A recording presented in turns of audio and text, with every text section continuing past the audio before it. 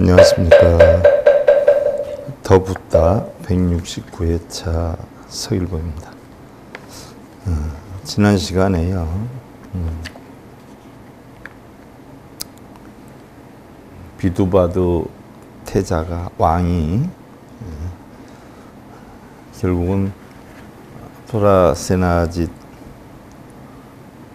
왕에게 왕장을 뺏어가지고 결국은 코살라욱의 왕이 되었어요. 그래서 그 비두바두 왕이 이제는 코살라의 백성들에게 감로를 맛보게 할 것이다. 백성들이 비루다카를 믿고 따르도록 할지어다. 비두바두 또는 비루다카라고 표현하죠. 그래서 결국은 프라세나짓 왕이 길에서 쓰러져서 열반에 이르게 됐어요. 자, 지난 시간에 우리가 하면서 부처님은 신통력을 한다라고 많은 분들이 알고 계시단 말이죠. 부처님 당신은 나는 하나의 인간이지 인간이 할 수 없는 일은 아무것도 난 할 수가 없다라고 하셨는데 후세 사람들은 부처님 뭐 날고 요술 부리고 그런 줄 알아요. 신통력이라는 것은 결국 마음의 걸림이 하나도 없이 마음이 다 통하는 이치를 터득한 것이 신통력이지 날고 뭐 요술 부리고 마술 부리고 그러는 게 신통력은 아니죠. 자, 프라세나짓 왕이 열반했다는 소식을 들은 부처님이 그 프라세나짓 왕을 위해서 이야기를 해주신 것이 있어요. 이게 뭐냐 하면 여러분들 아시는 이야기들이에요. 안수정등이라고. 바로 이 안수정등 여기에서 나온 얘기. 그리고 제가 붓다가 5권으로 되어 있는 걸로 착각을 했어요. 그래서 뭐 10월경부터면 붓다 끝나고 화엄경을 해야 되겠다라고 해서 발표도 했고 화엄경을 어느 정도 준비를 하는데 붓다가 6권이더라고요. 5권이 아니라. 그러니까 한 권을 더 해야 되더라고요. 그러니까 그 한 권 내용이 바로 부처님이 프라세나짓 왕이 돌아가셔가지고 이제 마지막 유행하시는 과정이에요. 그게 이제 일반적으로 열반경의 내용이 많이 담겨 있는데요. 아무래도 그것까지 마무리를 해야 화엄경이 들어갈 것 같아요. 육조단경 끝났으니까 육조단경 끝난 이어서 이제 법화경은 시작을 할 것이고요. 자, 프라세나짓 왕을 위해서 안수정등이라는 것을 이야기를 해 주셨는데 바로 안수정등이 여기에서 나온 이야기죠. 옛날에 어떤 남자가 무엇인가를 구하기 위해서 넓은 광야에 나가서 혼자 길을 걷고 있다가 갑자기 무섭고 사나운 미친 코끼리를 만나게 돼요. 그때 그 남자가 크게 놀라서 어쩔 줄을 모르고 뒤도 돌아보지 않고 도망을 치다가 들 한복판에 있는 옛날 우물 속으로 뻗어내려간 등나무 뿌리를 잡고 피신을 했어요. 우물이 있는데 우물에 등나무 뿌리들이 쭉 내려와 있다는 거예요. 이걸 잡고 피신을 했는데 중간쯤을 내려가다 보니까 무서운 독사가 혀를 날름거리고 있고 한가운데에서는 무서운 동룡이 모래사장에 허리를 반쯤 묻은 채 그가 내려오기만을 기다리고 있었어요. 밑에는 동룡이 있었고 중간중간에는 뱀들이 있었다는 얘기죠. 그래서 그 남자는 다시 밖으로 나오려고 하니까 벌써 코끼리가 여기서 기다리고 있어요.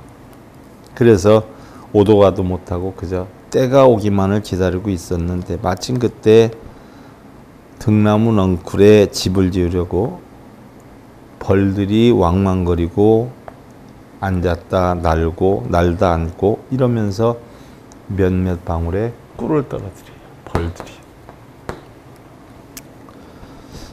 그것이 혀에 닿으니까 참으로 달고 시원했다는 거죠.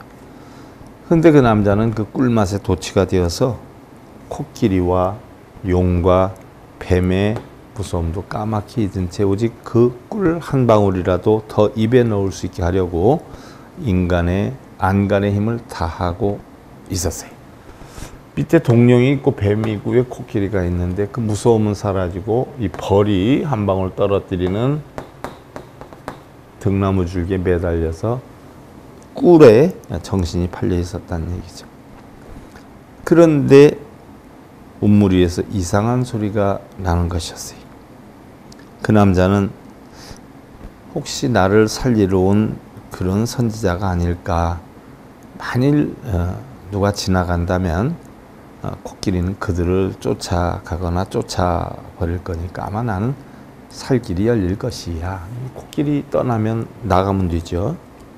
하는 생각을 하고 있었는데 시간이 아무리 지나도 그 소리가 변함이 없어요. 그래서 가만히 살펴보니까 그 소리는 바로 대상들이 지나가는 말발굽이나 사람 소리가 아니라 흰 쥐와 검은 쥐가 바로 자기가 잡고 있는 등나무 넝쿨을 번갈아 가면서 쏠고 있는 것이었어요. 자, 흰 쥐와 검은 쥐는 바로 밤낮을 이야기를 하죠. 겁에 질린 남자는 그냥 넋을 잃고 모든 것을 체념한 듯이 먼 하늘만 바라보고 있었는데 갑자기 불이 나서 태울 만한 것은 모두 다 태워버리고 말게 되죠.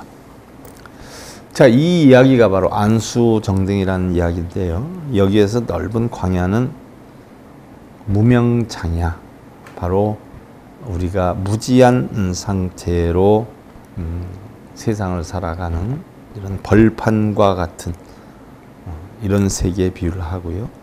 남자는 바로 우리 생존하는 인간을 뜻하죠. 우리 중생을 뜻해요. 코끼리는 항상 변화하는 무상을 뜻하고요. 옛 우물은 생사를 뜻해요. 등나무 넝쿨은 생명을 뜻하는 것이고 흰쥐와 검은쥐는 낮과 밤을 이야기를 하고요. 등나무 넝쿨을 쏠른다 하는 것은 바로 념념생멸이라 생각 우리는 바로 죽음으로 가까워진다는 이야기죠. 자, 네 구석의 독사는 바로 이 독사들은 네 구석에 있는데 지수화풍을 이야기를 하는 것이고요.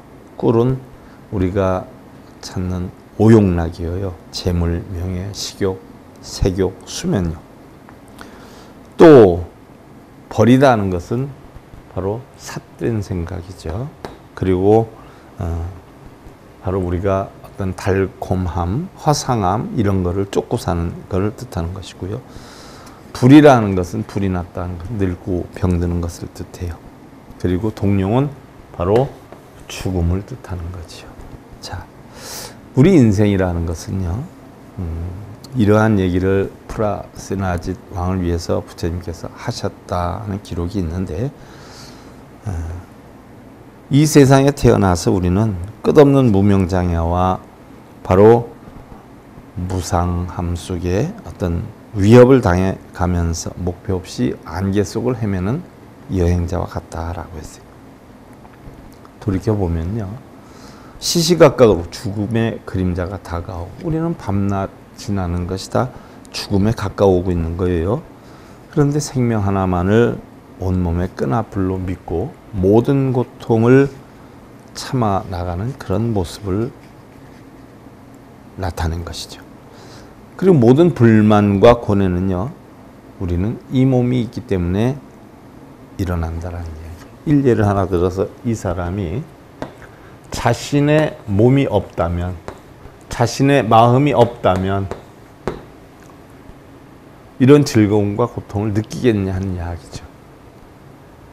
그러니까 우리가 극락에 간다, 지옥에 간다라고 하는 것도 사실은 우리의 신심이 살아있을 때 이야기지, 우리는 사실 죽고 나면 극락과 지옥도 사실 없다는 이야기. 나중에 우리가 살펴보겠지만 이 이야기를 언제 하느냐. 사리불 존자가 부처님과 이별을 고하지요. 열반을 한다고, 자기 고향으로 가서 열반을 한다고.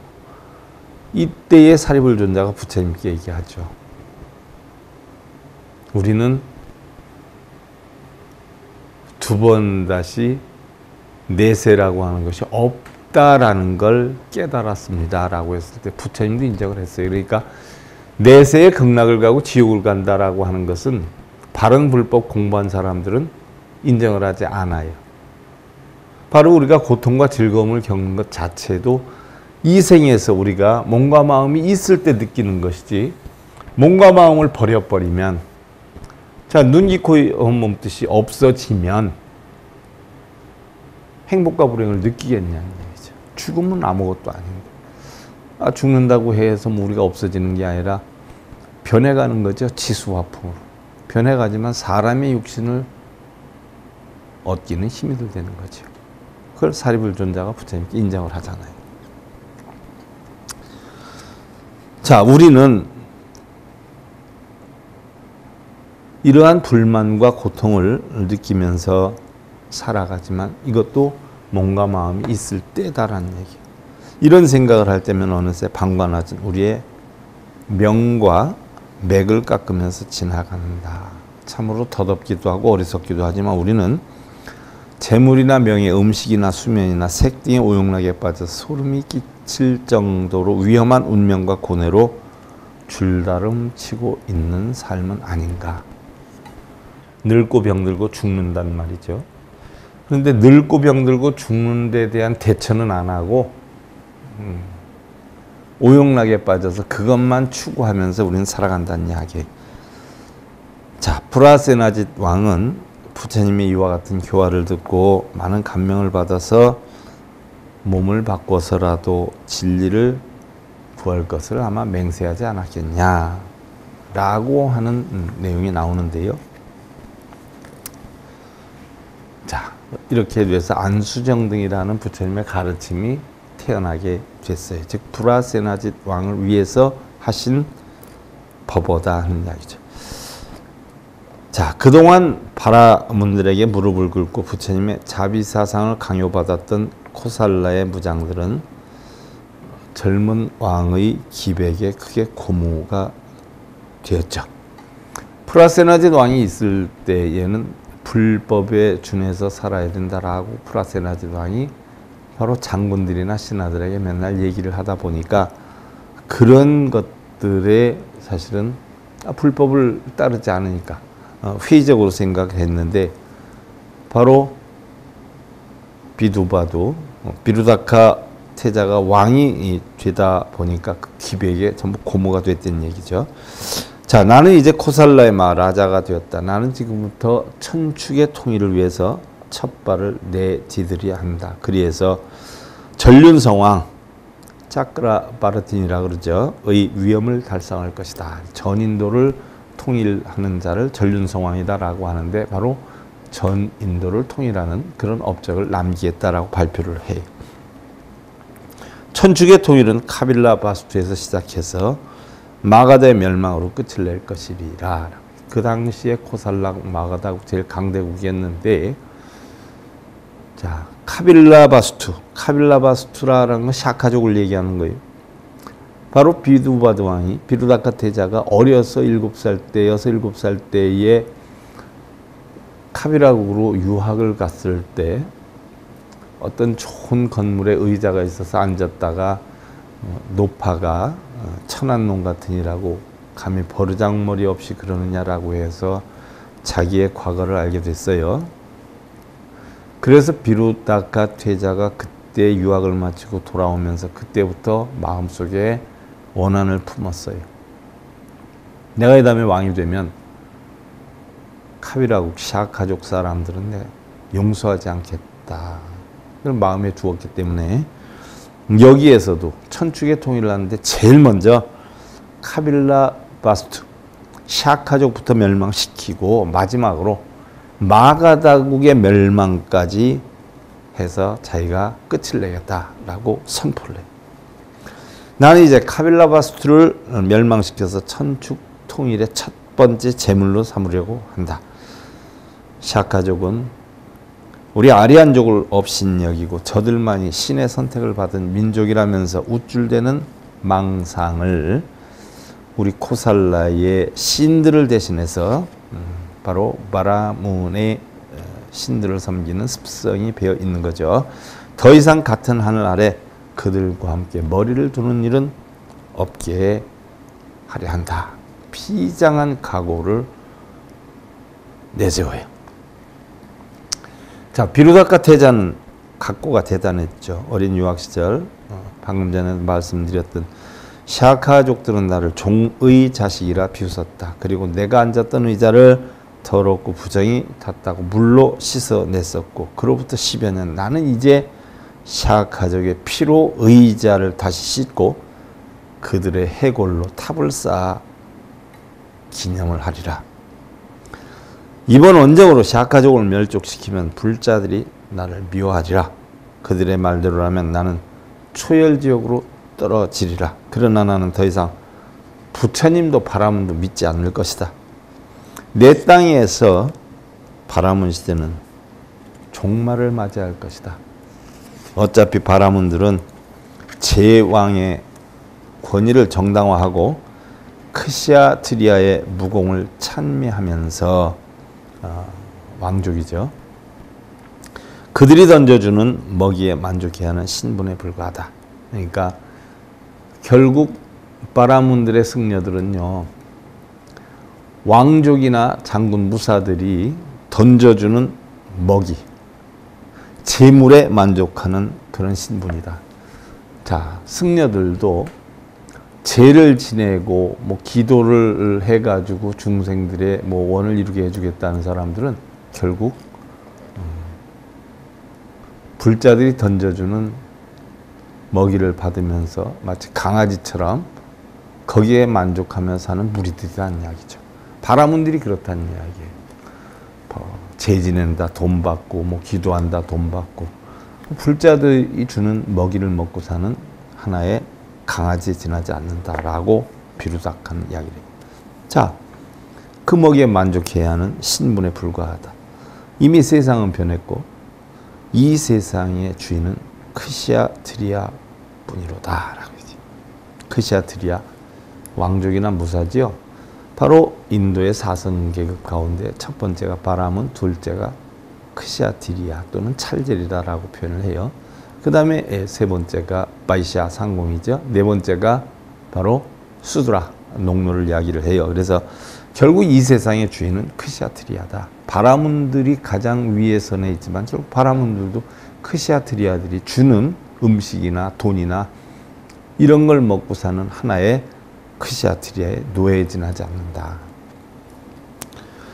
자신의 행동을 정당화하기 위해서 종교의 파괴도 함께 이루어야 한다라고 생각을 하면서 말을 달리던 비루다카 마하라자 앞에 돌연 선봉 대장의 디가카라야나가 길을 막아요. 무슨 일이냐?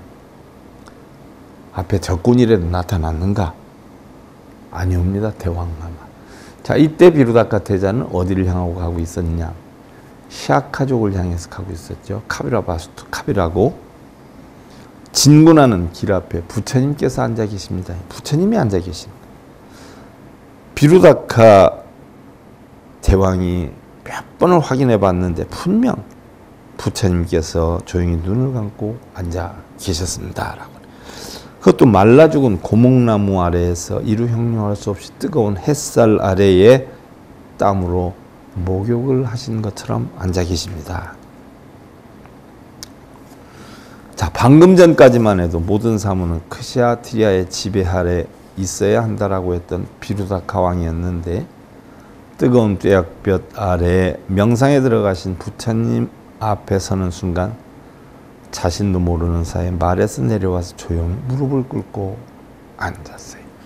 자, 그렇게 큰 소리는 쳤지만 그 고목나무 밑에서 숲도 없는 고목나무 말라 죽은 나무란 말이죠. 태양이 쏘는 데서 땀을 비워도 들리고 명상에 있는 부처님을 보고 어려서부터 프라세나짓 왕의 영향도 있고요. 또 부처님 하면 자기와 같은 종족이지 않아요. 그래서 무릎을 꿇고 앉았어요. 그리고 얼마나 시간이 지났을까 부처님께서 눈을 뜨시고 비루다카는 부처님이시여 원림이 바로 지척에 있사온데 숲이 바로 옆에 있는데 왜 그늘 한 점이 없는 이러한 고목나무 아래 앉아서 더위의 고통을 받고 계십니까? 5. 마야의 땅 천축을 호령하시는 비루다카 마하라자님 기다리고 있었습니다. 울창한 남해의 숲 그늘보다는 비록 다 죽어서 보잘것없을지라도 친족의 그늘이 훨씬 더 시원하고 정겨운 법입니다. 숲은 남의 숲이고 고목은 친족의 비유를 한 거예요. 아무리 힘들고 어려워도 친족의 그늘이 햇살이 내려져도 친족의 마음이 더 시원하고 정겹습니다. 샤카족의 피가 흐르고 있잖아요. 비루다카가. 그걸 의미를 하는 거죠. 저것은 설령 우리들 땀방울을 씻어줄 수는 있어도 그 숲은 우리의 땀방울을 씻어줄 수는 있어도 우리 이 마음속에 자리한 상처를 씻어줄 수는 없는 것이 아니오. 이것은 마하라자의 용맹스러운 사군이 지금으로 얘기하면 육해공군, 해병대 이런 걸 뜻하는 거죠. 제 아무리 햇볕을 가리는 창검에 숲을 이루고 있다 해도 지금 이 메말라 죽은 나무 하나를 건사하지 못함과 같은 이치라 할 것입니다. 조용하게 비루다카의 눈을 응시하면서 부처님은 계속 말씀을 이어갔어요. 마하라자시여, 뜨거운 햇빛으로부터 휴식을 취하고 싶은 사람은 어디 이 한 몸뿐이겠습니까? 바로 대왕의 저 충성스러운 병사들도 모두 다 같이 그늘에 몸을 풀어 심신에 풀고 싶은 마음으로 가득 차 있을 것입니다. 그러나 대왕이시여, 대왕의 병사들에게 참다운 휴식을 주고 싶으시다면 한낱 숲의 그늘에 쉬게 하지 마시고 대왕의 마음속에 무성한 원림을 가꾸시고 그 그늘에서 쉴 수 있도록 하시고, 더 나아가서는 대왕이 호령하는 천축의 모든 백성들까지 그 그늘에 쉬게 하신다면 대왕은 진실로 나라와 백성을 위하는 전륜 성왕이 되실 것입니다. 부처님은 눈을 감으시고 더 이상 아무 말씀이 없으셨어요. 비루다카는 한동안 허공을 가만히 응시하고 있다가 손을 들어 전군에게 회항을 명령을 했어요. 이때에 몸을 일으킨 부처님은 두 손을 모아 비루다카에게 작별의 인사를 했죠. 10년의 원한을 풀기 위해서 코살라국의 사군을 총동원해서 단번에 카빌라바스투를 정벌하려던 비루다카 왕이 부처님을 만나서는 회군을 했다는 소식이 곧바로 카빌라바스투의 성으로 전달이 됐죠. 그러자 다시 샤카족은 불안감에 휩싸이게 됐어요. 비록 부처님의 도움으로 돌아가긴 했지만 모든 샤카족의 멸족을 목표로 출정했다는 것이 단순히 항복만 해서 해결될 그런 문제가 아니라 걱정이 이루말할 수가 없었죠. 더구나 그들은 다시 열흘 만에 2차로 출정을 하게 돼요. 부처님께서 제자 아난다를 데리고 원정군을 막아서서 다시 또 설득을 하지요. 이때에 비루다카 왕이 부처님께 이야기를 해요. 부처님과 나는 가는 길이 다릅니다. 부처님은 다르마를 법을 구하지만 나는 영광을 구하고, 부처님은 말씀으로 싸우지만 나는 칼로서 싸웁니다. 부처님은 어찌 출가 수행자의 몸으로 세속의 일을 관여하시는 겁니까? 이번에는 다시 회군하지만 다음에는 반드시 내가 진군을 하고야 말겠습니다. 하고 다시 돌아갔어요. 자, 2차 회군을 해했어요. 샤카족의 마하나마 왕과 군신들은 머리를 맞대어서 좋은 방안을 강구해봤지만 일부는 목숨을 걸고라도 싸우자라고 하고, 일부는 10배도 넘는 군사들을 어떻게 감당하느냐며 차라리 용서를 구하자 하고, 또 한편은 차라리 성을 버리고 도망을 가자 하는 이런 의견들이 분분했어요. 근데 어떠한 결론도 내리질 못했어요. 과거에 자신들이 코살라를 기만하고 멸시했던 일들, 비루다카 태자를 멸시했던 일들을 후회하면서 불안 속에 빠져 있었죠. 원인을 만들지 않았으면 과가 안 왔을 거죠. 그죠? 항상 원인을 만들어. 우리 불자들도 원인은 부처님이 만들어주지 않았죠. 스님들이 만들어주지 않았어요. 원인은 자기네들이 만들고서는 스님들한테 가서 해결해달라 그러고. 부처님도 안 계신데 부처님 동상을 만들어 놓은 그 동상한테 가서 해결해달라고 빌고 절하고 있어요. 자기가 만든 건 누가 풀어야 돼요? 결자해지라. 묶은 자가 풀어야 되죠. 부처님 가르친 뭐예요? 자업자득이. 자기가 만들었으면 뭐예요? 자기가 받아야죠. 자, 부처님의 설득으로 2번씩이나 되돌아섰던 비루다카 왕은 시간의 흐름에 따라 또다시 용소 숨치는 복수의 끓는 피를 억제할 수가 없었어요. 마침내 3번째 출정을 명령하게 돼요. 그런데 이번에는 우려했던 부처님의 모습도 보이질 않았어요. 그래서 순조로운 진군 끝에 카빌라 바스투성을 겹겹이 에워싸고는 이 순간을 내가 얼마나 기다려왔던가. 지난 10수년간을 오로지 내가 복수의 일념으로만 살아온 나였는데. 자, 이때의 기원정사에서는 부처님께서 얼굴빛이 변하고 계셨어요. 아난이 여쭈었죠. 부처님이시여. 부처님께서 설법하실 때는 그 용안이 외외하고 자비광명이 넘쳐 흘렀는데 오늘은 어찌해서 안색에 빛이 없으시고 그렇게 검게 변하고 계신지요. 그러자 부처님께서는 아난다여, 나는 지금 수미산을 머리에 이고 있는 것과 같은 느낌이다 라고 하시자 옆에 있던 목련존자가 다시 물어요. 부처님이시여, 혹이 어떠한 신통의 힘으로 비두바두의 군대를 물리치거나 카빌라성의 샤카족을 보호할 수는 없는지요. 부처님 신통력 했다 그러잖아요. 우리 불자님들은 부처님 살아계셔서 못한 일을 동상들이 할 거라고 동상들한테 가서 빌고 있단 말이죠. 못 갈라나요. 그대는 자신의 수겁을 내던지고 상대의 수겁에 그물망을 칠 수가 있겠는가. 모두가 자업자득인데 자신이 만든 건데 내가 어떻게 해결을 하느냐. 자, 우리 불자님들 부처님한테 뭘 해달라고 그러는데 자신이 만든 건데 부처님 살아계셔서도 부처님이 내가 뭘 해주겠는가. 네가 만들었으면 네가 받아야지 라고 얘기를 하셨을 거예요. 자업자득인데. 또 사실은 부처님께서도 이 세상에서 하시지 못하는 일이 있는데, 첫째로 인연이 없는 중생들은 건질 수가 없고, 부처님 제세시에도 바람은 기도하고 빌고 이런 데 빠져가지고 부처님 법문을 회피하는 사람은 부처님이 쫓아가서 건질 수가 없다라고 했어요. 지금도 역시 마찬가지예요. 이러기 좋은 부처님 진리를 그대로 설명하는데 이건 안 들으려고 그러고 빌고 쓰고 읽고 절하는데 가서 맨날 시주하고 돈 바치고 빌고 있는 이런 사람들을 어떻게 구제를 하느냐. 인연이 안 되면 어쩔 수 없다. 2번째로 이미 혹이 익어서 인연과 합하여서 새로운 업으로 변해가는 것은 어찌하지 못한다. 불법을 배우러 왔는데 평소에 자기가 빌고 기도하고 쓰고 읽고 했던 그런 방식이 아니라 진리를 배우는 건데 평소에 익숙하지 않아가지고 난 이건 안 맞아. 난 새벽에 눈 뜨면 눈 뜨면서부터 경전을 읽고 다란히 해야 돼. 진언해야 돼. 이렇게 습이 들었던지라 진리를 배워서 마음속에 익히는 것보다 그게 쉬우니까 다시 또 떠나가지요. 불법을 배우러 왔다가 다시 바라문이 돼요.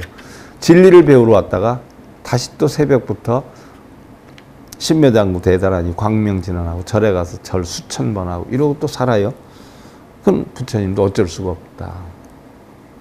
셋째로 이 세상의 중생계를 다 할 수는 없다. 이 세상의 모든 중생들의 세계를 당신이 어떻게 할 수가 없다는 이야기예요. 그런데 지금 카빌라 바수지의 샤카족은 바로 이 2번째 본능에 걸려있는 것이다. 바로 업에 의해서 걸려있다라는 이야기죠. 이때 샤카족이 그토록 두려워했던 전쟁이 피할 수 없는 현실로 다가왔어요. 이미 성은 코살라군에 의해서 두 겹, 세 겹으로 봉쇄되어 있었고 이 하늘 아래 자기들만 태양족이고 교만을 미덕으로 알고 있는 시아카족이여 오늘 이 비루다카가 천축민 모두 이름으로 그대들을 벌하러 왔노라. 비루다카 마하라자여 과거의 일은 우리가 잘못되었소. 지금이라도 늦지 않았으면 깊이 사과하겠소. 사정이 어찌되었든 그대의 몸속에도 우리 시아카족의 피가 흐르고 있는데 차라리 내가 목을 바쳐서 이 마음을 멈출 수만 있다면 내가 기꺼이 죽음으로 사죄하겠소. 시아카족이여 과연 그대들은 교활하구나. 나에게 종의 새끼라고 놀려대면서 모욕을 주던 일들을 어찌 그때 편할 대로 바꾸고 있는가. 우리 말 한마디 행동 하나 정말 조심해야 돼요. 이것들이 쌓여요. 어려서 애기들한테 욕하고 했던 게 원한이 되어서 나중에 어떻게 될 수 있을지도 모르고요. 내 이제 오로지 그대들의 죽음으로 보상을 받으리라. 비루다카의 군사들은 둥둥 울려 퍼지는 북소리와 함께 총공세를 시작을 했어요. 그러나 시아카족들은 성 위에 일체히 보이지를 않다가 선봉대가 가까이 접근하니까 느닷없이 무수히 많은 화살을 쏘아대기 시작을 했지. 그런데 시아카족이 쏘는 화살에는 보니까 화살촉이 없었어요. 전쟁을 하고 싶지 않다는 얘기였죠. 비루다카 마하라자여 우리는 부처님의 가르침대로 살생을 범하지 않을 것이요. 그리고 지난날의 잘못을 뉘우치고 있으니 앞으로는 절대로 교만하지 않고 비루다카 대왕의 속국으로서 열심히 살아가겠소. 허허 마하나마 왕이여 그럼 성 안의 모든 남자들이 스스로 목숨을 끊는다면 내가 시아카족의 여자들만은 살려주겠소. 이때에 성 안의 시아카족 중에 늙은 시아카족의 마하나마 왕이 아직 어리디 어린 비루다카 왕에게 지나치게 비굴할 정도로 목숨을 구걸하는 모습을 보고 분개해서는 성문 밖으로 뛰어나가서 홀로 적진 속에 뛰어 들어가요. 화살족도 없는 화살을 쏘아댔던 시아카족이었기 때문에 방심을 했던 코살라군 순식간에 이루어진 사마의 공격으로 몇몇 장수가 말에서 떨어지고 전열이 흐트러져 좌충우돌을 하게 되죠. 코살라의 병사들이여 이제 보았는가. 우리가 결코 용맹이 모자라서 전쟁을 피하려는 것은 아닌 것을. 이제 더 이상 피를 흘리지 말고 그대들의 곡으로 돌아가라. 젊은 사마의 행동은 일기당천의 용맹을 과시를 했고 시아카족의 사기를 높였는가 하면 코살라의 간담을 서늘하게 하는 행동이긴 했지만 시아카족에서는 사마의 행동이 오히려 적에게 더 많은 감정을 유발시키고 자신들 가문에 불살생의 계율을 깨뜨렸다 하는 그런 명목으로 성문을 열어주지 않아요. 그러자 사마는 어디론가 도망을 가게 됐죠. 그리고 시아카족의 마하나마 왕은 나라와 백성을 구하고자 걱정이 태산이었어요. 일단 적의 공격이 시작이 되면 결국 성문은 깨질 것이고 또 그러면 광란이 시작이 될 텐데 그러면서 이야기를 하죠. 참부들 백기들을 올리고 항복의 신호를 보내라. 그리고 성문을 열고 비루다카의 자비심에 우리가 호소를 해보자 라고 마하나마 왕은 최종의 결단을 내리게 돼요. 자, 성문을 열고 백기를 들었어요. 그리고 비루다카 태자의 자비심에 우리가 한번 기대를 걸어보자 하는 마음을 가졌는데 과연 어떻게 될까요?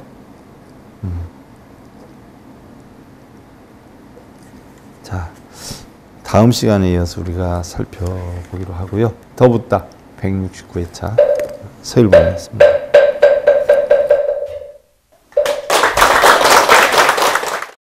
행복으로 가는 징검다리에 서길봉 스님이 여러분들을 초대합니다. SIB 불교교육대학에서는 더 듣다, 생활 속의 천수경, 달마대사 성관법,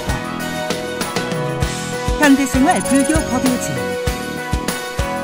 불교학개론, 성찰스님 백일 법문 등을 비롯한 다른 불법, 다른 진리, 서길봉 스님의 SIB 불교교육대학.